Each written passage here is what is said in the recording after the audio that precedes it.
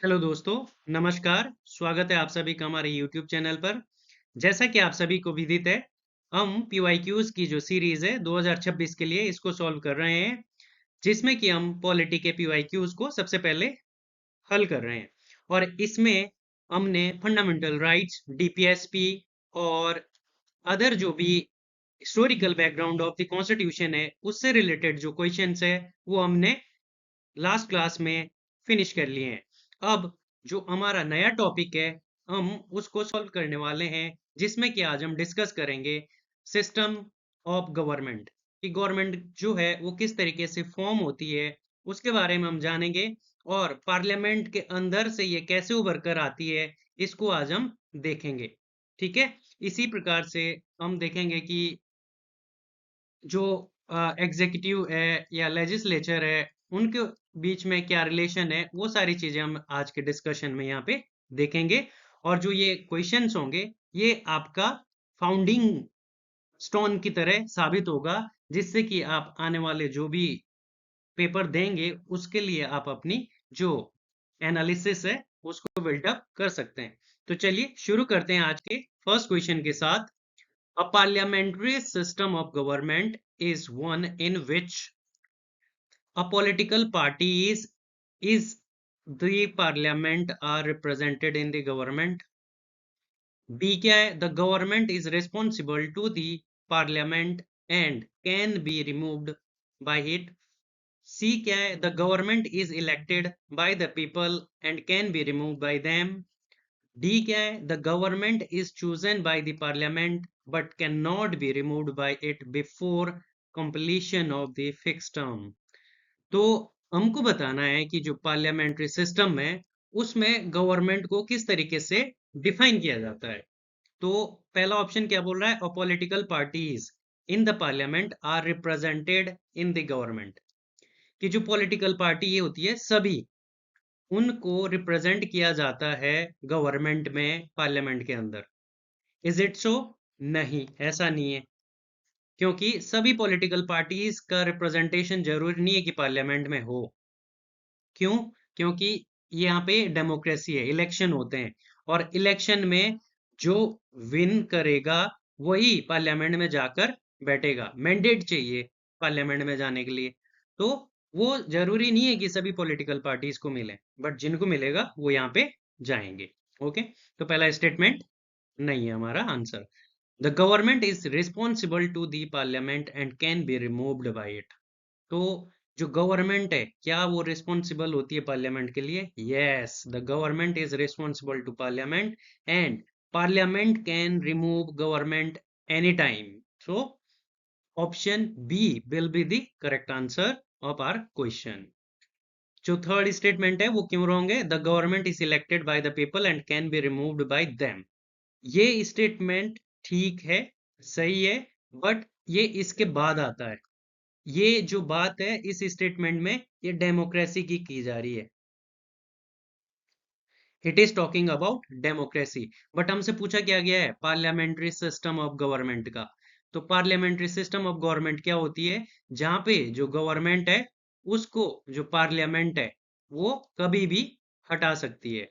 और हटाने का जो तरीका है वो आपको पता होगा, नो कॉन्फिडेंस मोशन आता है। तो उस नो कॉन्फिडेंस मोशन के कारण जो गवर्नमेंट है उसको पार्लियामेंट रिमूव कर सकती है। डी ऑप्शन क्यों नहीं है? The government is chosen by the parliament but can not be remove by it. नहीं, अभी हमने कहा है कि इसको रिमूव किया जा सकता है बाय द पार्लियामेंट। ओके। बाकी आप जो यहाँ पे फर्दर डिटेलिंग है यहाँ पे देख सकते हैं कि जो पार्लियामेंट्री सिस्टम ऑफ गवर्नमेंट होता है, जहाँ पे executive is responsible to legislature for its policies and acts. तो एग्जीक्यूटिव का मतलब यहाँ पे क्या है? गवर्नमेंट से रिलेटेड है। ठीक है, ये गवर्नमेंट है, तो गवर्नमेंट रिस्पॉन्सिबल होती है लेजिस्लेचर के लिए। लेजिस्लेचर जिसको कि हम क्या बोलते हैं? विधायिका भी बोलते हैं, जहाँ पे विधान बनते हैं, ठीक, एक्ट्स बनते हैं, पॉलिसीज बनती है, और उनको इंप्लीमेंट करने का काम किसका है? एग्जीक्यूटिव का है। सेकंड, फिर आगे क्या है? The parliamentary system establishes a responsible government. ठीक है, जो पार्लियामेंट्री सिस्टम है हमारा सरकार को चलाने का, वहां पे रिस्पॉन्सिबल गवर्नमेंट की बात की जाती है। मतलब क्या है कि जो मिनिस्टर्स होते हैं वो रिस्पॉन्सिबल होते हैं पार्लियामेंट के लिए। जो भी उनके एक्ट्स होंगे, ओमिशन होंगे या कमीशंस होंगे, ये सारे पार्लियामेंट के प्रति रिस्पॉन्सिबल होंगे। Executive is responsible to the parliament and can be removed by no confidence motion. Okay, तो इस तरीके से आप जो ये क्वेश्चन है इसको सॉल्व करेंगे और इसका जो राइट आंसर है ये ऑप्शन बी होगा। नेक्स्ट क्वेश्चन पे चलेंगे।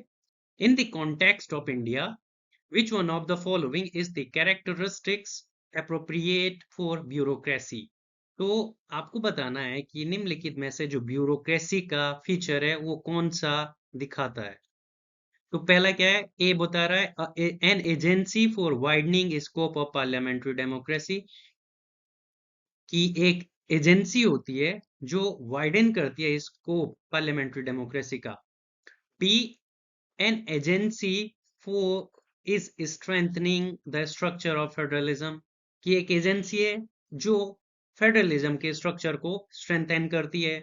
सी है an agency for facilitating political stability and economic growth, तो यहाँ पे पॉलिटिकल स्टेबिलिटी लाने के लिए और इकोनॉमिक ग्रोथ के लिए ब्यूरोक्रेसी जरूरी होती है। डी है an agency for implementation of public policy, तो आपको बताना है कि इनमें से कौन सा सही आंसर है। तो इसका जो राइट आंसर है ये है ऑप्शन डी। जो ब्यूरोक्रेसी होती है ये कंट्री में किस लिए लाई जाती है, ताकि वो इम्प्लीमेंट कर सकें जो पॉलिसीज बनाई हुई है, किसके द्वारा, लेजिस्लेचर के द्वारा। लेजिस्लेचर प्लस एग्जेक्टिव इसको इम्प्लीमेंट करना चाहेगी। तो जो एग्जेक्टिव है इसमें दो तरीके की होती है ना, एक परमानेंट और एक नॉन परमानेंट। तो जो परमानेंट है उसमें क्या आ गई, ब्यूरोक्रेसी आ गई हमारी। ठीक, तो ब्यूरोक्रेसी परमानेंट वाली एग्जेक्टिव है, तो इनका जो काम है वो क्या होता है, पॉलिसी इंप्लीमेंटेशन का। पॉलिसी इंप्लीमेंटेशन करेंगे, ये implementation of policies done by bureaucracy. माना सरकार ने कोई भी एक योजना बनाई है, ठीक, उस योजना को जनता तक पहुंचाने का काम किसका है, ब्यूरोक्रेसी का। उस योजना में काम सही से हो रहा है ये देखने का काम किसका है, ब्यूरोक्रेसी का। क्या उस काम जो ये योजना है उसमें जो इंक्लूजन ऑफ पीपल है वो हो रहा है या नहीं हो रहा है, ये सारा कौन देखता है, ब्यूरोक्रेसी। जो हमारी परमानेंट एग्जेक्टिव होती है। और नॉन परमानेंट एग्जेक्टिव कौन सी है, जैसे हमारी पॉलिटिकल जो रूलिंग पार्टी है या पॉलिटिकल ऑर्गेनाइजेशन जो होते हैं वो हमारा यहाँ पे नॉन परमानेंट एग्जेक्टिव होती है। ठीक, पहला स्टेटमेंट। बाकी ये भी इसके फीचर हो सकते हैं, बट जो मोस्ट इंपोर्टेंट फीचर है ब्यूरोक्रेसी का पार्लियामेंट्री डेमोक्रेसी में, वो गवर्नमेंट के द्वारा जो भी पॉलिसीज बनाई जाती है उनको इम्प्लीमेंट करना है। ठीक है, वाइडनिंग द, पहला क्या है, widening the scope of parliamentary democracy. हाँ, पार्लियामेंट्री डेमोक्रेसी का स्कोप वाइडन कर सकता है, but it is not primarily source. N agency for strengthening the structure of federalism, हाँ फेडरलिज्म का स्ट्रक्चर को स्ट्रेंथन करने के लिए भी ये जरूरी है, बट यहाँ पे फिर जो हमारी ये होती है ब्यूरोक्रेसी होती है, ये मोस्टली अगर सेंटर से अपॉइंट किए जा रहे हैं, जिसमें आईएएस, आईपीएस और आईएफएस जो होते हैं हमारे, अगर इनको अपॉइंट किया जा रहा है तो इनको कंट्रोल करने के लिए किया जाता है अपॉइंट। ओके, फिर agency for facilitating political stability, बिल्कुल पॉलिटिकल स्टेबिलिटी तो ये बनाते हैं और इकोनॉमिक ग्रोथ को भी ये प्रमोट करते हैं, बट ये इनका मेन मुद्दा नहीं है, मेन मकसद इनका ये नहीं है। मेन मकसद क्या है, इम्प्लीमेंटिंग द पॉलिसी। ओके, बाकी फर्दर डिटेलिंग आप इसकी यहाँ से देख सकते हैं। The policy implementation aspect is the dominant domain of the executive, और ब्यूरोक्रेसी और द एडमिनिस्ट्रेटिव आर्म जो गवर्नमेंट का है वो यही काम करती है। ठीक, बाकी चलते हैं अब नेक्स्ट क्वेश्चन पे, आप यहाँ से डिटेलिंग देख सकते हैं। नेक्स्ट क्वेश्चन क्या बोल रहा है, democracies superior virtue lies in the fact that it calls into activity. तो आपको बोलना है जो डेमोक्रेसी है उसका सबसे बड़ा वर्च्यू क्या है। ए है the intelligence character of ordinary man and women, उसको दिखाता है। The method for strengthening executive leadership, क्या जो डेमोक्रेसी सुपीरियर वर्च्यू है वो मेथड है एक स्ट्रेंथनिंग एग्जीक्यूटिव लीडरशिप को बनाने का। A superior individual with dynamism and vision, तो आपको बताना है कि एक सुपीरियर इंडिविजुअल या डायनामिज्म के साथ होता है। एंड डी है a band of def dedicated party workers, क्या एक डेडिकेटेड पार्टी वर्कर्स का यहाँ पे कोई लेना देना है। तो इन ऑप्शंस को देखने के बाद आपको आंसर सही मार्क करना है। तो आपका जो राइट आंसर है वो है ऑप्शन ए। डेमोक्रेसी का वर्च्यू क्या होगा भाई, सीधी सी बात है, डेमोक्रेसी की सबसे अच्छी बात क्या होगी, यही होगी ना कि जहां पे इंटेलिजेंस है एंड कैरेक्टर है, वहां पे वो चाहे ऑर्डिनरी मैन हो या वुमेन हो, उनको प्रायोरिटी दी जाए, उनको प्रायोरिटी देनी है। ठीक, बाकी सारे जो भी है ये नहीं है। जैसे the method for strengthening executive leadership, ये डेमोक्रेसी में क्या एक स्ट्रेंथन करने, एक लीडरशिप बनाने का मेथड है क्या? नहीं। डेमोक्रेसी में आपकी जो इंटेलिजेंस है और कैरेक्टर है उसको फ्रीली इंजॉय करने के राइट्स दिए जाते हैं। यहाँ पे लीडरशिप को प्रमोट नहीं करना होता है। लीडरशिप को अगर बनाएगा मेथड ये ऐसा होता तो तब तो यहाँ पे मोनार्क बनते ना, मोनार्की होती, मोनार्क की तरफ जाते, बट नहीं, इट इज डेमोक्रेसी।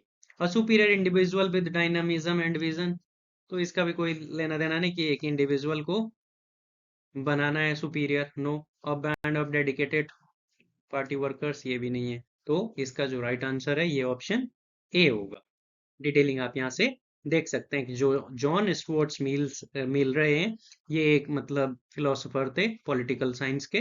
तो उन्होंने इसके बारे में बताया है कि रिप्रेजेंटेटिव डेमोक्रेसी क्या होती है। तो रिप्रेजेंटेटिव डेमोक्रेसी रिप्रेजेंटेटिव गवर्नमेंट की बात करते हैं।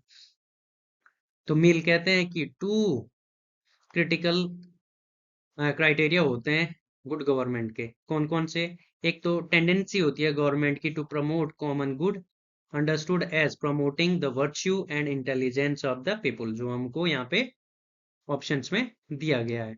दूसरा क्या है, ability of the government to make use the capacities of the populace for the common good, तो जो भी मतलब आपकी पॉपुलास की कैपेबिलिटीज है उससे गवर्नमेंट को कॉमन गुड के लिए काम करना है। तो इस प्रकार से जॉन स्पोर्ट्स जो मिल थे उनका कहना था। तो यहाँ पे वर्च्यू जो है आपका इंटेलिजेंस और कैरेक्टर के ऊपर बात की जाती है। नेक्स्ट नेक्स्ट क्वेश्चन पे चलते हैं। ये बात कर रहा है which the main advantage of the parliamentary form of government is that, तो आपको बताना है कि मेन एडवांटेज क्या है पार्लियामेंट्री फॉर्म ऑफ गवर्नमेंट की। A, the executive and legislature work independently, तो जो एग्जेक्टिव है और लेजिस्लेचर है वो दोनों अलग अलग काम करती है। B, it provides continuity of policy and is more efficient, तो जो पार्लियामेंट्री फॉर्म ऑफ गवर्नमेंट होती है वो कंटिन्यूटी प्रोवाइड करती है पॉलिसी को बनाने में और एफिशिएंट होती है। सी है the executive remains responsible to the legislature, कि जो एग्जेक्टिव है वो लेजिस्लेचर के लिए रिस्पॉन्सिबल रहती है। डी है the head of the government can not be changed without election, तो जो हेड ऑफ द गवर्नमेंट है उसको चेंज नहीं किया जा सकता बिना इलेक्शन के। तो यहाँ पे आपको बताना है कि कौन सा जो है राइट ऑप्शन है। तो ए ऑप्शन क्या है, the executive and legislature work independently, no, it is wrong. They both are interdependent, interdependent है या इंटरकनेक्टेड है। कैसे, कि जैसे आपको पता है कि ये हमारी लेजिस्लेचर है, ठीक है। लेजिस्लेचर में है टोटल 550 सदस्य मेंबर मान लो, ठीक है, आइडियल कंडीशन में। वैसे 545 है हम, ये हमारे जो पार्लियामेंट है उसमें। तो इनमें से दो तरीके के लोग बैठे हैं, एक जो रूलिंग में और दूसरे जो अपोजिशन में। तो जो रूलिंग और अपोजिशन है ये दोनों आपस में मिलकर लेजिस्लेचर बनाते हैं। तो ये हमारी क्या है, लेजिस्लेचर है।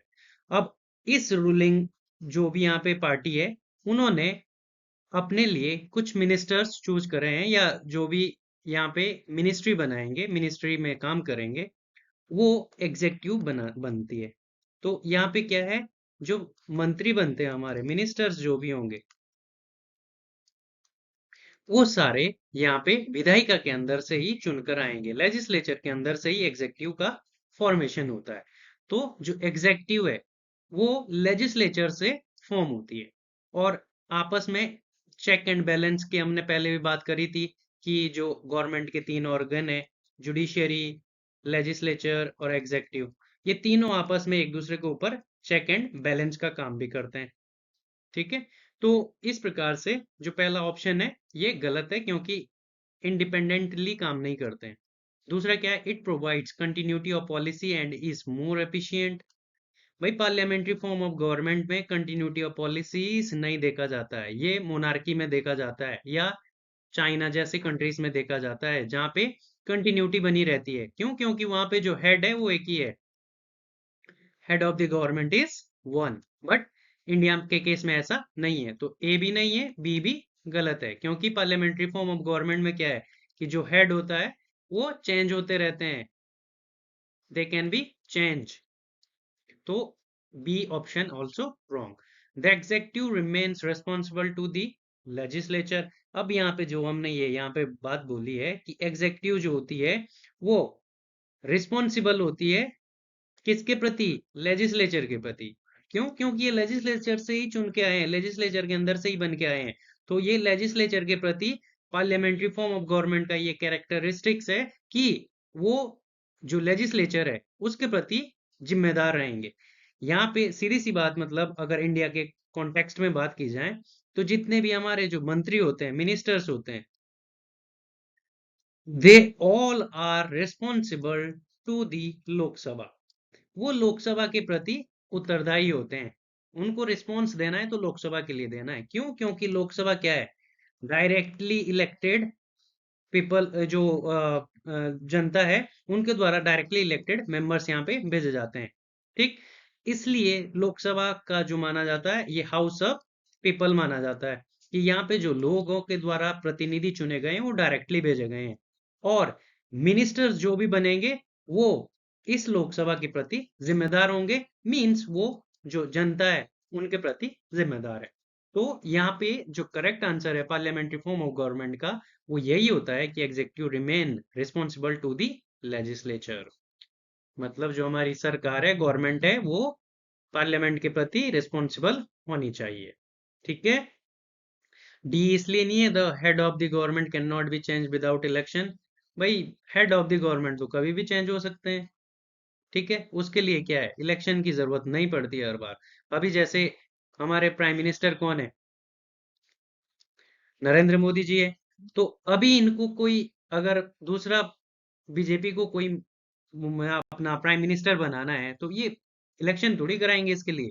इसके लिए सीधा क्या है, बीजेपी अपने में से एक कोई किसी भी कैंडिडेट को चूज करेगी और उसको फ्यूचर प्राइम मिनिस्टर इलेक्ट कर देगी। तो इसमें कोई वो नहीं है कि भाई हेड को हटाएंगे तो फिर से इलेक्शन करने पड़ेंगे। ओके, तो बाकी डिटेलिंग आप इसकी यहाँ से देख सकते हैं कि जो कलेक्टिव रिस्पॉन्सिबिलिटी है ये बेडरॉक है किसका? Principle of the parliamentary form of government. साथ इनमें बोला जाता है ना कि जो ये they act as a team and swim and sink together, मतलब साथ ही जाएंगे और साथ ही डूबेंगे। तो तैरना भी एक साथ और डूबना भी एक साथ। इसका मतलब क्या है कि अगर एक सिंगल मिनिस्टर के ऊपर भी कोई कार्रवाई की गई तो पूरी के पूरी जो आपकी कैबिनेट है या काउंसिल ऑफ मिनिस्टर है वो पूरी की पूरी डिस्ट्रॉय हो जाएगी, या सबको इस्तीफा देना पड़ेगा। अगर एक अगेंस्ट भी जो मोशन है, नो कॉन्फिडेंस, वो पास हो गया तो सारी की सारी जो काउंसिल ऑफ मिनिस्टर है वो खत्म हो जाएगी, कैंसिल हो जाएगी, सरकार गिर जाएगी। तो कलेक्टिवली रिस्पॉन्सिबल होते हैं parliament in general, and Lok Sabha के लिए पर्टिकुलरली जो मिनिस्टर्स है वो रिस्पॉन्सिबल होते हैं। ये हमारे संविधान का आर्टिकल 75 बोलता है ऐसे। The principle of collective responsibility implies that the Lok Sabha can remove the ministers from office by passing no confidence motion. तो वही इसीलिए जो मिनिस्टर है इनको बोला जाता है कि सेम टाइम पे सिंक कर सकते हैं और सेम टाइम पे स्विम भी कर सकते हैं टुगेदर। ठीक है, नेक्स्ट क्वेश्चन पे चलते हैं। Out of the following statements, choose one that brings out the principles underlying the cabinet form of the government. घुमा फिरा के यहाँ पे आंसर एक ही आना है, आपको ये बात ध्यान रखनी है। अलग अलग तरीके से यूपीएससी ने क्वेश्चंस पूछे हैं, आंसर सेम है। स्टेटमेंट में ऊपर नीचे गड़बड़ कर सकता है, बट जो main crux of that question है या वो हमको याद रखना है कि जो एग्जेक्टिव है ये रिस्पॉन्सिबल है लेजिस्लेचर के लिए, मिनिस्टर्स जो है, मिनिस्ट्री जो रिस्पॉन्सिबल है वो लोकसभा के लिए। ठीक है, ये याद रखना है, जितना भी हमारी काउंसिल ऑफ मिनिस्टर है वो लोकसभा के प्रति, या स्टेट की बात की जाए तो जितने भी काउंसिल ऑफ मिनिस्टर है स्टेट्स में वो विधानसभा के प्रति रिस्पॉन्सिबल होनी चाहिए। तो ये फैक्ट हमारे माइंड में रहना चाहिए। इतनी सी बात है, जितने भी हम आज क्वेश्चन कर रहे हैं वो इसी पे ही बेस्ड है। तो पहला क्या बोल रहा है कि an arrangement for minimising the criticism against government whose responsibilities are complex and hard to carry out the satisfaction of all। तो आपको बोलना है कैबिनेट फॉर्म ऑफ गवर्नमेंट क्या है, कि जो मिनिमाइज करता है मतलब क्रिटिसिज्म को गवर्नमेंट के अगेंस्ट को, जो क्योंकि इनके ऊपर रिस्पॉन्सिबिलिटी होती है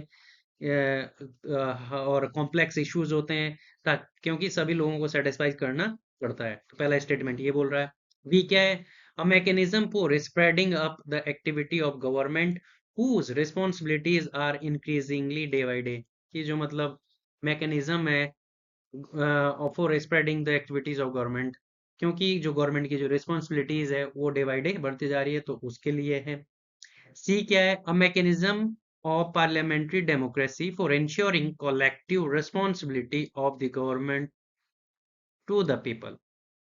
तो यहाँ पे ये बोला जा रहा है कि क्या ऐसा मैकेनिज्म है जो पार्लियामेंट्री डेमोक्रेसी में इंश्योर करता है कलेक्टिव रिस्पॉन्सिबिलिटी गवर्नमेंट की पीपल के लिए। ठीक है, और डी क्या बोल रहा है, और device for strengthening the heads of the hands of the head of the government whose hold over the people in a state of decline। तो यहाँ पे क्या बोल रहे हैं कि जो ये हैंड है हेड के, उसको स्ट्रेंथनिंग करते हैं गवर्नमेंट में, ताकि उसका जो पीपल के ऊपर से जो कंट्रोल है या जो भी है वो डिक्लाइन हो रहा है। तो क्या ये है, तो आपको कैबिनेट फॉर्म ऑफ गवर्नमेंट के लिए मैंने क्रक्स यहाँ पे बोल दिया है कि हमको ये चीज देखनी है।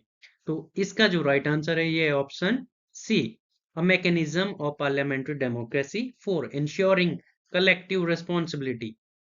ठीक है, कलेक्टिव रिस्पॉन्सिबिलिटीज आती है इनकी गवर्नमेंट की, किसके, पीपल के प्रति। अभी हमने जस्ट पीछे वाली क्लास में क्या बोला था कि काउंसिल ऑफ मिनिस्टर जो है वो रिस्पॉन्सिबल किसके लिए है, लोकसभा के लिए। क्यों, क्योंकि लोकसभा में जो भी प्रत्याशी यहाँ पे गए हुए हैं, जो भी मेंबर्स यहाँ पे बैठे हुए हैं, it is directly elected by people of India. तो जनता ने इनको चुन के भेजा है डायरेक्ट, इसलिए इनडायरेक्टली जो काउंसिल ऑफ मिनिस्टर है वो लोगों के प्रति भी जिम्मेदार है। तो यहाँ पे यही बात हो रही है तीसरे जो सी ऑप्शन है कि parliamentary democracy for ensuring collective responsibility of the government to the people. ठीक है, तो यहाँ पे कैबिनेट फॉर्म ऑफ गवर्नमेंट की लिए जो बात है वो ये वाली ठीक है। तो इसकी फर्दर डिटेलिंग आप यहाँ से देख सकते हैं कि पार्लियामेंट्री फॉर्म ऑफ जो गवर्नमेंट है, पार्लियामेंट गवर्नमेंट क्या होती है, इनको कैबिनेट गवर्नमेंट के नाम से भी जाना जाता है, इनको रिस्पॉन्सिबल गवर्नमेंट के नाम से भी जाना जाता है, और साथ ही इसको Westminster model of the government भी बोला जाता है। और ये वेस्ट मिनिस्टर मॉडल कहाँ चलता है, यूके में, यूनाइटेड किंगडम में आज भी ये Westminster model of government चलता है। और इसी तरीके से जो पार्लियामेंट्री फॉर्म ऑफ गवर्नमेंट है वो ब्रिटेन में है, जापान में, कनाडा और इंडिया में तो है ही। क्यों, क्योंकि यहाँ पे कलेक्टिव रिस्पॉन्सिबिलिटी की बात करी जाती है, जो बेडरॉक प्रिंसिपल माना जाता है पार्लियामेंट्री फॉर्म ऑफ गवर्नमेंट का। मिनिस्टर कलेक्टिवली रिस्पॉन्सिबल होते हैं पार्लियामेंट के लिए, और जो हम बार बार बोल रहे हैं लोकसभा के प्रति पर्टिकुलरली वो जिम्मेदार होते हैं। नेक्स्ट क्वेश्चन को देखेंगे। Which one of the following is not a feature of Indian federalism. तो यहाँ पे इंडियन फेडरलिज्म का कौन सा एक फीचर नहीं है, आपको बताना है। A, there is an independent judiciary in India. क्या ये इंडियन फेडरलिज्म का फीचर नहीं है। Power have been clearly divided between the centre and states. क्या ये इंडियन फेडरलिज्म का फीचर नहीं है। The federating units have been given unequal representation in the Rajya Sabha. तो फेडरेशन यूनिट से मतलब यहाँ पे जो राज्य है हमारे स्टेट्स है उनको अनइवन रिप्रेजेंटेशन दिया गया है राज्यसभा में। क्या ये हमारा फेडरलिज्म नहीं है? It is the result of an agreement among the federating units. तो जो भी हमारी फेडरेटिंग यूनिट्स है ये इनका एक अग्रीमेंट है। क्या ये हमारा इंडियन फेडरलिज्म का फीचर है? तो आपको बताना है कि इनमें से कौन सा गलत है, विच इज नॉट करेक्ट। तो there is an independent judiciary in India, yes it is. ये एकदम एब्सोल्यूट राइट है। ये फेडरल स्ट्रक्चर जो इंडियन फेडरलिज्म है, फेडरेशन है, फेडरलिज्म का फीचर है।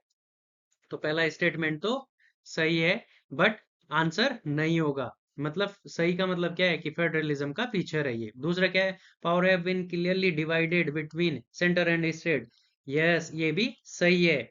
क्यों? क्योंकि पावर को हमने पढ़ा है जो 7th शेड्यूल है उसमें अलग अलग जो सब्जेक्ट है वो रखे गए हैं। जैसे 3 लिस्ट बनाई गई है ना, यूनियन लिस्ट, स्टेट लिस्ट और कंकरेंट लिस्ट। तो अलग अलग जगह पे दोनों को पावर शेयर किया गया है सेंटर और स्टेट के बीच में, कि यूनियन लिस्ट में सेंटर लॉ बनाएगा और स्टेट लिस्ट में स्टेट लॉ बनाएगा, कंकरेंट लिस्ट में दोनों ही लॉ बना सकते हैं। ठीक। सी क्या है? The federating unit have been given unequal representation in the Rajya Sabha. तो फेडरेटिंग यूनिट का मतलब क्या है? जो स्टेट्स है उनका राज्यसभा में अनइवन डिस्ट्रीब्यूशन है। मतलब सीटें जो भी दी गई है, यहाँ पे शेड्यूल 4 की बात की जा रही है कॉन्स्टिट्यूशन के। अगर आपको याद है तो हमने पीछे डिस्कस करा है कि जितने भी राज्यसभा में जो सीट है वो डिस्ट्रीब्यूशन की बात कौन सी शेड्यूल करती है? 4। तो यहाँ पे स्टेट्स यानी फेडरेटिंग यूनिट जो है उनका अनइक्वल रिप्रेजेंटेशन देखा जाता है, बिल्कुल। क्योंकि यहाँ पे जो शेड्यूल 4 है यहाँ पे पॉपुलेशन के हिसाब से डिस्ट्रीब्यूट की गई है सीटें। तो पॉपुलेशन जिसकी स्टेट की ज्यादा है उनको ज्यादा सीटें हैं। जैसे यूपी की पॉपुलेशन ज्यादा है तो उनके पास 31 सीटें हैं। और किसी के पास जैसे उत्तराखंड है, उत्तराखंड के पास पॉपुलेशन कम है तो उनके लिए सिर्फ 3 सीटें रखी गई है। तो इस तरीके से अनइवन डिस्ट्रीब्यूशन ऑफ सीट्स है। तो ये भी हमारा फीचर रखा गया है इंडियन इसका। और डी क्या है? It is the result of an agreement among the federating unit. क्या जो हमारा फेडरेशन है या जो हमारा यूनियन है, क्या यह एक अग्रीमेंट का नतीजा है? नहीं, it is wrong, means it is our correct answer. तो जो इस क्वेश्चन का करेक्ट आंसर है ये ऑप्शन डी है। क्यों? क्योंकि जो इंडियन स्टेट जो बना है, जो Indian state as a India, India जो है, इंडिया क्या है? हमने आर्टिकल 1 जो है हमारा कॉन्स्टिट्यूशन का वो क्या बोलता है? India is union of state. India, that is Bharat, will be a union of state or shall be a union of state. Means union है state का। यूनियन और फेडरेशन में थोड़ा सा डिफरेंस है। फेडरेशन क्या है? अमेरिका। यूएसए जो है वो फेडरेशन है और इंडिया यूनियन है। क्यों? क्योंकि फेडरेशन में यहाँ पे जो ये बात की जा रही है स्टेटमेंट में, it shall be result of agreement among the federating units. जो स्टेट्स है, डिफरेंट डिफरेंट स्टेट्स है, ये आपस में आके मिले हैं और इन्होंने एक फेडरेशन बनाया है जिसका नाम है USA, United state of America. तो अमेरिका की जो अलग अलग यूनिट्स थी, स्टेट्स थे, वो आपस में आके मिले और उन्होंने एक फेडरेशन बनाया। बट यूनियन में क्या है कि यूनियन एक अपने आप में बहुत बड़ी टर्म है या बहुत बड़ी जगह है या बहुत बड़ा एक फीचर है। तो इसने अपने जो एडमिनिस्ट्रेशन है उसको चलाने के लिए क्या बना दिए? अलग अलग यूनिट्स बना दिए। ठीक। तो ये यहाँ पे पावर का जो फ्लो है ये ऊपर से नीचे को हो रहा है। मींस जहां पे हम फेडरेशन में देख रहे हैं कि जो स्टेट्स है वो क्रिएट कर रहे हैं एक अपने लिए हेड, या जो फेडरेशन है या यूनियन है, संघ को उसको चूज कर रहे हैं। वहीं दूसरी जगह क्या है? यूनियन क्या करती है? अपने एडमिनिस्ट्रेशन को चलाने के लिए खुद स्टेट क्रिएट करता है। तो इंडिया क्या है? सेकंड वाला है। यूनियन है, हमारा फेडरेशन नहीं चलता है। ठीक, भले ही इसमें फेडरल फीचर का मतलब वही है कि भाई आपके पास सेंटर है और स्टेट है अलग अलग, उसके बाद लोकल गवर्नमेंट है, ये सारे जो डिवीजन है वो यहाँ पे देखा जाता है। But matter of the fact is that कि India is the union of state, not a federation of state. Okay, तो यहाँ पे अग्रीमेंट नहीं हुआ है हमारा। यूएसए में अग्रीमेंट से बने थे, यूएसए जो बना है वो अग्रीमेंट से बना है, डिफरेंट डिफरेंट स्टेट्स जो है वो आपस में मिलके। बट इंडिया में पहले एक इंडिया था, उसने अलग अलग स्टेट बनाए और जो प्रोसेस आज भी जारी है। ठीक है, इस प्रकार से इसका जो राइट आंसर है वो है डी, नॉट फेडरल फीचर। क्या है कि एग्रीमेंट का पार्ट नहीं है। तो फर्दर डिटेलिंग आप यहाँ से देख सकते हैं कि जो इंडियन कॉन्स्टिट्यूशन है ये फेडरल सिस्टम ऑफ गवर्नमेंट की बात करता है। Federation has nowhere been mentioned in our constitution. तो जो फेडरेशन वर्ड है इसको मेंशन नहीं किया गया है हमारे कॉन्स्टिट्यूशन में। ठीक है, हमने बोला है कि इसकी जगह क्या वर्ड यूज किया है हमारे कॉन्स्टिट्यूशन ने, यूनियन। ठीक, article 1 of the constitution describe as the union of states, India that is Bharat shall be a union of state. Indian Federation is not the result of an agreement among the states. Unlike American Federation, states have no right to secede from the federation. ठीक, तो यहाँ पे जो union होता है यहाँ पे state अलग नहीं हो सकता है, उनको कोई अधिकार नहीं है। और फेडरेशन में ये पावर होती है कि जो स्टेट है वो सेसेड भी कर सकते हैं। Federation is the union because it is indestructible. तो जो फेडरेशन है वो हमारा इंडिया जो है वो एक ऐसा फेडरेशन है कि उसको डिस्ट्रक्ट जो है वो नहीं कर सकते हैं।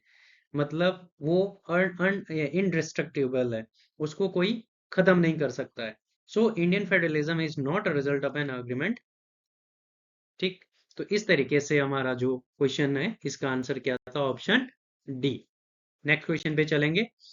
There is a parliamentary system of a government in India because. तो यहाँ पे हर बार क्वेश्चन वही है, आंसर वही है, बस घुमा फिरा के पूछा जा रहा है। Lok Sabha is elected directly by the people. तो पार्लियामेंट्री सिस्टम, यहाँ पे याद रखना पार्लियामेंट्री सिस्टम ऑफ गवर्नमेंट की बात हो रही है। तो ए क्या है, Lok Sabha is elected directly by the people. B क्या है, parliament can amend the constitution. C, Rajya Sabha can not be dissolve. D, council of minister is responsible to the Lok Sabha. I hope now you all can reach the right answer, which is option D. The council of minister is responsible to the Lok Sabha. This is the prime feature of parliamentary system of government. बाकी ये सारे जो है ये उसके अंदर आते हैं, बट मेन जो उसका फीचर है वो यही है कि जो सीएमओ है वो रिस्पॉन्सिबल होती है लोकसभा के लिए। ओके, बाकी फर्दर डिटेलिंग आप इसकी यहाँ से देख सकते हैं कि parliamentary system, executive and legislature are interdependent होती है, लेजिस्लेचर कंट्रोल करती है और vice versa check and balance का काम आपस में करते रहते हैं। और जो काउंसिल ऑफ मिनिस्टर है ये कलेक्टिवली रिस्पॉन्सिबल होती है पार्लियामेंट के लिए, और जो पार्लियामेंट मोस्टली इन जनरल हम बात करें तो काउंसिल ऑफ मिनिस्टर रिस्पॉन्सिबल होती है लोकसभा के लिए। नेक्स्ट क्वेश्चन पे चलते हैं। Indian parliamentary system is different from the British parliamentary system in that India has. तो आपको बोलना है कि इंडियन पार्लियामेंट्री सिस्टम जो है ये तो हमको पता है कि हमने लिया कहाँ से, ब्रिटेन के पार्लियामेंट्री सिस्टम की तरह ही हमारा भी पार्लियामेंट्री सिस्टम है, बिल्कुल। बट वो डिफरेंट किस चीज में, आपको बताना है कि वो कौन सा अंतर है।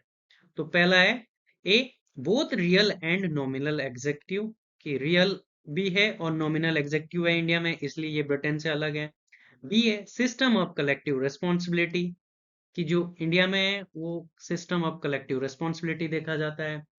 सी है कैमरा बाई कैमरल है, कि मतलब यहाँ पे दो दो सदन देखे जाते हैं, टू हाउस देखे जाते हैं यहाँ पे, जैसे लोकसभा एंड राज्यसभा है, बाई कैमरियन है। और the system of judicial review, कि जो जुडिशियल रिव्यू है या ये है इंडिया में, इसलिए ये अलग है। तो आपको बताना है कि इनमें से वो कौन सा फीचर है जो British parliamentary system of government में नहीं है और Indian parliamentary system of government में है। तो पहला देखो, both real and nominal executive, क्या ये ब्रिटेन में है? Yes it is, in Britain also. तो वहां पे भी जो हेड है वो नॉमिनल भी होता है और रियल हेड भी होता है। जो नॉमिनल हेड है वो किंग होता है या क्वीन होती है। किंग और queen will be the nominal head in Britain. और यहाँ पे जो रियल हेड होता है वो प्राइम मिनिस्टर होता है ब्रिटेन में भी। तो ये फीचर तो है। इंडिया में भी सेम चीज है। यहाँ पे भी दो होता है, एक नॉमिनल हेड होता है और एक रियल हेड होता है। तो जो नॉमिनल हेड है वो हमारे कौन है, वहाँ यहाँ हमारे कौन है, प्रेसिडेंट ऑफ इंडिया। तो प्रेसिडेंट हमारे नॉमिनल हेड होते हैं। और यहाँ पे जो रियल हेड है, रियल पावर एंजॉय कौन करते हैं, प्राइम मिनिस्टर, जो पीएम होते हैं, वो यहाँ पे है। तो यूएसए में, सॉरी यूके में जो ये कॉन्सेप्ट चलता है नॉमिनल हेड का, ये हेरिडेटरी है, मींस राजवंश है। यहाँ पे वही वंश आगे बढ़ता जा रहा है। बट इंडिया में ये चीज नहीं है। इसलिए इंडिया को क्या बोला जाता है, गणतंत्र। जो इंडिया है उसको क्या बोलते हैं, गणतंत्र बोलते हैं। क्यों रिपब्लिक, क्योंकि यहाँ पे जो हेड है, जो नॉमिनल हेड भी है हमारे स्टेट का मतलब इंडिया का, वो भी इलेक्टेड है। गणतंत्र जनता के द्वारा चुना जाता है। और ये जो यूके की बात है, वहां पे हेरिडेटरी है। वो राजवंश की जो चली आ रही है पीढ़ी, उसी के हिसाब से वो बनते हैं। तो पहला फीचर तो दोनों में देखा जाता है, तो ये अंतर नहीं है। दूसरा, सिस्टम ऑफ कलेक्टिव रिस्पॉन्सिबिलिटी। भाई सीधी सी बात है, पार्लियामेंट्री टाइप ऑफ गवर्नमेंट का ये हमने देखा ही है। जो पार्लियामेंट्री गवर्नमेंट है, उसका ये मेन फीचर है कि यहाँ पे कलेक्टिव रिस्पॉन्सिबिलिटी होती है। किसके प्रति कलेक्टिव रिस्पॉन्सिबिलिटी, पार्लियामेंट के लिए।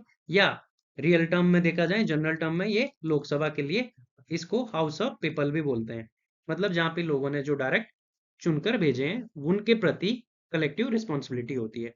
कलेक्टिव रिस्पॉन्सिबिलिटी यहाँ पे ये भी डिनोट कर रहा है कि अगर कोई एक मिनिस्टर के अगेंस्ट नो कॉन्फिडेंस मोशन आ गया, तो पूरी की पूरी जो काउंसिल ऑफ मिनिस्टर है वो डूब जाएगी। हमने पीछे पढ़ा था ना, they swim together and sink together. तो वही वाला यहाँ पे बात की जा रही है। और ये दोनों में ही जो डेमोक्रेसी उनमें देखा जाता है, ब्रिटेन में भी और इंडिया में भी ये फीचर है।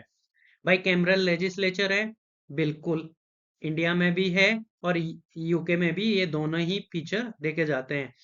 इंडिया में लोकसभा है और वहां पे हाउस ऑफ पीपल चलता है ब्रिटेन में। इंडिया में राज्यसभा है और वहां पे हाउस ऑफ लॉर्ड्स चलता है। ठीक। तो इस प्रकार से बाई कैमरियन सिस्टम इंडिया में भी है और ब्रिटेन में भी है, दोनों जगह है। तो ये भी डिफरेंट नहीं है।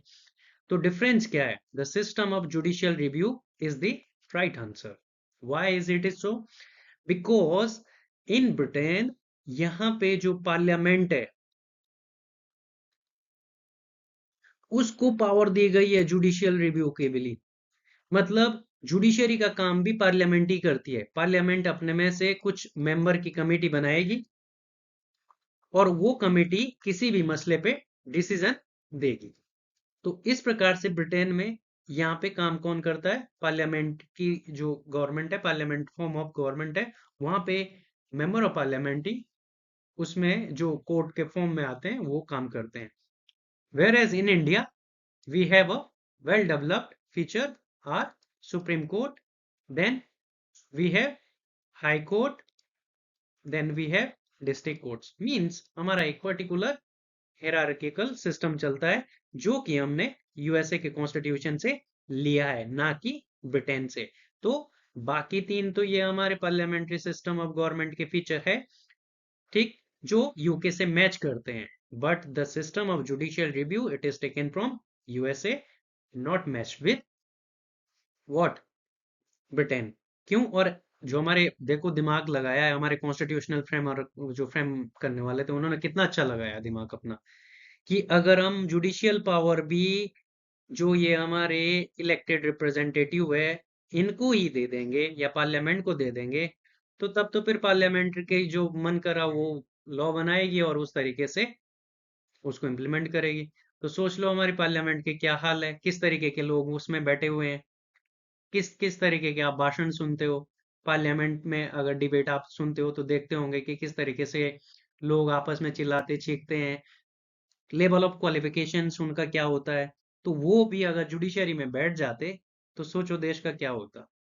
बाकी फर्दर डिटेलिंग आप इस क्वेश्चन की यहाँ से देख सकते हैं कि जो doctrine of sovereignty of parliament है वो ब्रिटेन में प्रैक्टिस की जाती है और इंडिया में ये नहीं है। इंडिया में जो पावर है पार्लियामेंट की उसको लिमिटेड किया जाता है, क्योंकि हमारे पास रिटर्न कॉन्स्टिट्यूशन है, फेडरल सिस्टम है, जुडिशियल रिव्यू है, फंडामेंटल राइट है। सीधी सी बात है, हमारे पास क्या है, एक बेसिक स्ट्रक्चर की बात है। बेसिक स्ट्रक्चर, और बेसिक स्ट्रक्चर किसने दिया था, सुप्रीम कोर्ट ने। डॉक्ट्रिन ऑफ बेसिक स्ट्रक्चर मतलब पार्लियामेंट के ऊपर सीधी सी रेस्ट्रिक्शन है कि आप इन मुद्दों को नहीं छेड़ सकते, क्योंकि ये बेसिक है हमारे डेमोक्रेसी के लिए या हमारे कॉन्स्टिट्यूशन के, तो आप इसमें इंटरवेन नहीं कर सकते। नेक्स्ट क्वेश्चन पे चलेंगे। With reference to the union government consider the following statement. तो गवर्नमेंट जो है यूनियन की, उसके बारे में दो स्टेटमेंट दिए गए हैं, आपको बताना है कि कौन से अब करेक्ट है। तो एक करेक्ट है, दो करेक्ट है, दोनों करेक्ट है, या कोई भी सही नहीं है। तो पहला स्टेटमेंट क्या बोल रहा है, the constitution of India provides that all cabinet ministers. पहले तो हमने हाईलाइट कर देना है keyword, all cabinet ministers shell be compulsorily, फिर से एक और hard word, compulsorily the sitting member of the Lok Sabha only. तीसरा, भाई तीन तीन यहाँ पे रेड जोन दे दिए हैं कि भाई खतरे खतरे खतरे, तो आपको तुरंत तैयार हो जाना है कि यहाँ पे खतरा है। The constitution of India provides that the all cabinet minister shall be compulsorily the sitting members of the Lok Sabha only. No, it is not. हमारा कॉन्स्टिट्यूशन ऐसी कोई बात नहीं बोलता है कि जो कैबिनेट मिनिस्टर बनेंगे वो सिर्फ और सिर्फ कहां से बनेंगे, लोकसभा से बनेंगे। तो जैसे ये मिनिस्टर्स, काउंसिल ऑफ मिनिस्टर्स होती है, तो ये सबसे बड़ा एक फीचर है या फिगर है। इसके अंदर काउंसिल ऑफ मिनिस्टर के अंदर ही हमारी कैबिनेट मिनिस्टर्स होते हैं। कैबिनेट मतलब सिंपल सा ये है कि जो हमारी मेन मेन मिनिस्ट्रीज है उनको हेड करते हैं, वो कैबिनेट मिनिस्टर्स होते हैं। तो जैसे होम अफेयर्स हो गया, और फॉरेन अफेयर्स हो गया, इसी तरीके से डिफेंस हो गया, फाइनेंस मिनिस्ट्री हो गई, ये सारी जो मिनिस्ट्रीज है ये बहुत ही ज्यादा महत्वपूर्ण होती है। तो इन सबको कैबिनेट मिनिस्टर्स हेड करते हैं, मतलब रैंक इनकी हायर होती है। बाकी काउंसिल ऑफ मिनिस्टर में इसके बाद एक और घेरा होता है, जिसमें भी किसको हम उन मिनिस्टर्स को रखते हैं कि स्टेट्स, जो बोला जाता है कि स्टेट मिनिस्टर्स बोला जाता है कि स्टेट के लिए मिनिस्टर्स होंगे, नॉट स्टेट इन राज्यों के, राज्य मंत्री बोला जाता है इनको। तो इस तरीके से तीन लेयर होते हैं मिनिस्टर्स के। सेंटर में होता है कैबिनेट मिनिस्टर, उसके बाद राज्य मिनिस्टर जो कैबिनेट मिनिस्टर को सपोर्ट करते हैं, और फिर अदर मिनिस्टर्स होते हैं जो कि एक टाइटल के रूप में उनको मिनिस्टर बना दिया जाता है, ताकि मतलब उनसे काम लिया जा सके स्टेट या कैबिनेट मिनिस्टर द्वारा। तो यहाँ पे क्या बात करी जा रही है, केवल कैबिनेट मिनिस्टर्स कंपल्सरी लोकसभा से होने चाहिए? नहीं, क्योंकि लोकसभा और राज्यसभा दोनों जगह से ही मिनिस्टर्स को चुना जा सकता है। ठीक, बट यहाँ पे एक बात ध्यान रखना, जब कभी भी रिस्पॉन्सिबिलिटी की बात आएगी, तो जो अगर राज्यसभा से मिनिस्टर बना है, तो अगर रिस्पॉन्सिबिलिटी की बात आएगी तो ये भी रिस्पॉन्सिबल किसके प्रति होगा, लोकसभा के ही प्रति होगा, ना कि राज्यसभा के प्रति। ठीक, ये यहाँ पे इंपॉर्टेंट फीचर है। क्योंकि बाकी जो बात रही मिनिस्टर बनने की, तो हमारे पास तो एक प्राइम मिनिस्टर, बहुत सारे ऐसे प्राइम मिनिस्टर है, जैसे कि हमारे पास कौन है, जो हमारे प्रीवियस प्राइम मिनिस्टर थे मनमोहन सिंह जी, वो सीधे राज्यसभा से ही इलेक्शन लड़े हुए हैं, राज्यसभा के मेंबर थे, और यहाँ पे आके वो भारत के प्रधानमंत्री बना दिए गए। तो इट इज नॉट कंपल्सरी कि लोकसभा से ही होना चाहिए तभी जाके आपको मंत्री पद मिलेगा।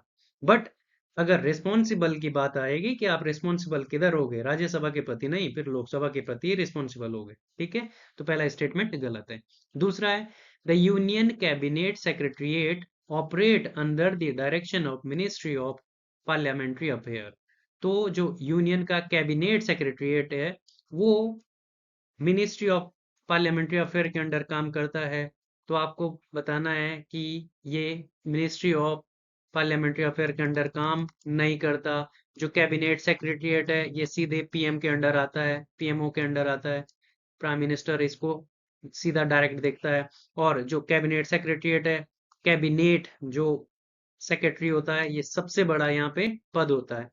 Means if you are become IAS और अगर आप छोटी सी उम्र में बन गए तो आप कैबिनेट सेक्रेटरी तक पहुंच सकते हैं। तो आईएएस अगर सबसे ऊंचा ओहदे पे पहुंचता है तो वो कैबिनेट सेक्रेटरी पहुंचता है, जो डायरेक्ट प्राइम मिनिस्टर को सजेशन देते हैं। तो इस प्रकार से जो पहला स्टेटमेंट है वो भी गलत है और दूसरा स्टेटमेंट भी गलत है। The answer will be neither one nor two. क्यों? क्योंकि यहाँ पे हमारे जो आंसर है वो मैच नहीं कर रहे हैं इस हिसाब से। तो यहाँ पे cabinet ministers can belong any of the house. Article 75 का 5 बोलता है इंडियन कॉन्स्टिट्यूशन में कि मिनिस्टर जो है वो कोई भी बन सकता है 6 मंथ के लिए। तो 6 महीने के लिए वो चाहे लोकसभा या राज्यसभा दोनों का मेंबर भी नहीं होगा ना तब भी चलेगा। इवन मतलब एक अगर सड़क पे घूम रहा कोई यूथ है या कोई भी अगर सड़क पे कोई भी घूम रहा है उसको भी मिनिस्टर बनाया जा सकता है 6 महीने के लिए। 6 मंथ के लिए ये वैलिडिटी है। बट आफ्टर 6 मंथ उसके बाद उसको हाउस की मेंबरशिप लेनी पड़ेगी। ठीक। उसके बाद क्योंकि जो अगर वो नहीं बन पाया, किसी भी हाउस का मेंबर नहीं बन पाया या इलेक्शन नहीं जीत पाया, तो उसकी जो 6 महीने की टर्म है वो खत्म होने के बाद उसका जो मिनिस्टर का पद है वो भी खत्म हो जाएगा। ठीक। तो इसलिए स्टेटमेंट 1 इनकरेक्ट है। स्टेटमेंट 2 भी हमने देख लिया क्यों इनकरेक्ट था। जो कैबिनेट सेक्रेटरी है वो डायरेक्टली प्राइम मिनिस्टर के अंदर फंक्शन करता है और cabinet secretary ex officio chairman होता है सिविल सर्विस बोर्ड का भी। ये भी याद रखना आप। नेक्स्ट क्वेश्चन पे चलते हैं और आज का ये लास्ट क्वेश्चन भी होगा। In the context of India which of the following principles is are implied institutionally in the parliamentary government.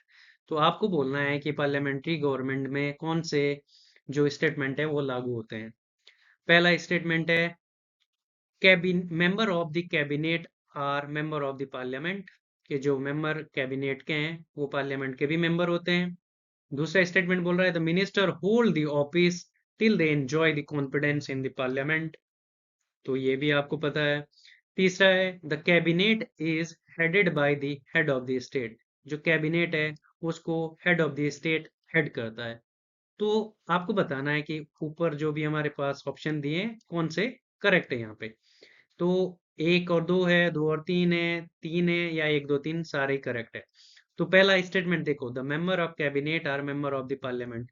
Yes, they are the member of parliament, हमने अभी डिस्कस करा है। क्योंकि जो कैबिनेट है ये किसका पार्ट है? ये हो जाते हैं हमारे एग्जीक्यूटिव का पार्ट। ठीक। और अभी हमने देखा था कि जो पार्लियामेंट है इसमें अगर एग्जीक्यूटिव जो बनती है वो लेजिस्लेचर के अंदर से ही बाहर निकलकर आती है। तो जितने भी कैबिनेट मंत्री बनेंगे वो सारे लेजिस्लेचर के पार्ट तो होंगे ही होंगे। इन सिंपल वर्ड सीधी सी बात है कि अगर हमारे जो भी मंत्री बने हैं वो चाहे प्राइम मिनिस्टर हो या डिफेंस मिनिस्टर हो या हमारे एस जयशंकर साहब फॉरेन मिनिस्टर हो, ये सारे जो भी मेंबर है ये सब के सब भाई पार्लियामेंट के तो मेंबर होंगे ही ना, तभी इनको मिनिस्टर बनाया गया है। अगर नहीं होते तो 6 महीने तक ये मिनिस्टर रहते, उसके बाद इनकी जो मिनिस्ट्री है वो छिन जाती। ठीक। तो ऑप्शन ए करेक्ट है। दूसरा क्या है? Ministers hold the office till they enjoy confidence in the parliament. ये भी हमने अभी देखा है कि जब तक पार्लियामेंट में कॉन्फिडेंस रहेगा तब तक ये अपने ऑफिस में बने रहेंगे। अदरवाइज इनका जैसे ही नो कॉन्फिडेंस मोशन अगर इन पे लग गया तो फिर अगर सरकार गिर गई तो ये सारे जो मिनिस्टर्स है ये भी अपने ऑफिस से हाथ धो बैठेंगे। ठीक। तो स्टेटमेंट 2 भी करेक्ट है। तीसरा क्या है? The cabinet is headed by the head of the state. तो यहाँ पे जो कैबिनेट है उसको कौन हेड करता है? Head of the state? No, head of the government. और हेड ऑफ द गवर्नमेंट कौन है? पीएम होता है यहाँ पे। और हेड ऑफ द स्टेट कौन है? प्रेसिडेंट होता है। ठीक। तो इस तरीके से यूपीएससी वर्डिंग में खेलती है। तो हमको जब भी हम पीवाईक्यूज करते हैं ये बात हमेशा ध्यान रखनी होती है कि पीवाईक्यूज से हम एक एक शब्द को पकड़ते हैं कि हमको क्या गलतियां नहीं करनी है, इसीलिए इजीली आपका जो 3 है वो क्वालिफाई हो जाएगा। तो यहाँ पे तीसरा स्टेटमेंट इसलिए गलत हो जाएगा क्योंकि cabinet is headed by the head of the state. No, आपने कौन से कैबिनेट का जो हेड है वो प्रेसिडेंट को देखा है? भाई कैबिनेट का हेड कौन होता है? प्राइम मिनिस्टर होता है। और स्टेट का जो हेड है वो प्रेसिडेंट होता है इंडियन कॉन्टेक्स्ट में। ओके, तो स्टेटमेंट 3 इज रॉन्ग। तो statement 3 wrong, statement 3 wrong, statement 3 wrong. The right answer will B A, 1 and 2 only. बाकी इसका जो डिस्कशन है वो आप यहाँ पे देख सकते हैं फर्दर डिटेलिंग, पार्लियामेंट्री डेमोक्रेसी में क्या क्या होता है, ये सारी चीज आप यहाँ पे देख सकते हैं, आराम से एक एक स्टेटमेंट को पढ़ सकते हैं। ठीक, और आज का आपको एक अब मैं काम दे रहा हूं जिसमें कि आपको आज ये क्वेश्चन सॉल्व करना है और इसका जो सॉल्यूशन है वो आप कमेंट सेक्शन में लिखेंगे कि the parliament can make laws for whole और any part of India if implementing international treaty. तो अगर भारत सरकार को कोई भी पार्लियामेंट को जो अगर इंटरनेशनल ट्रीटी है उसको इम्प्लीमेंट करनी है तो किस तरीके से कर सकती है? पहला ऑप्शन है with the consent of all the states, with the consent of majority of states, with the consent of the state concerned, without the consent of any state. तो आपको बताना है कि यहाँ पे जो पार्लियामेंट है वो क्या करेगी। तो इसका जो आंसर है वो आप कमेंट सेक्शन में लिखेंगे क्योंकि हमने इसको प्रीवियस क्लास में भी सॉल्व करा है। I hope you know the answer, और अगर नहीं आता है तो भी आप इसका आंसर देख के जरूर देंगे। ठीक है, तो आज का जो डिस्कशन है वो यहीं समाप्त होता है। मिलते हैं आपसे अब अगली वीडियो में, तब तक आप हमारे साथ बने रहिए। जय हिंद, जय भारत।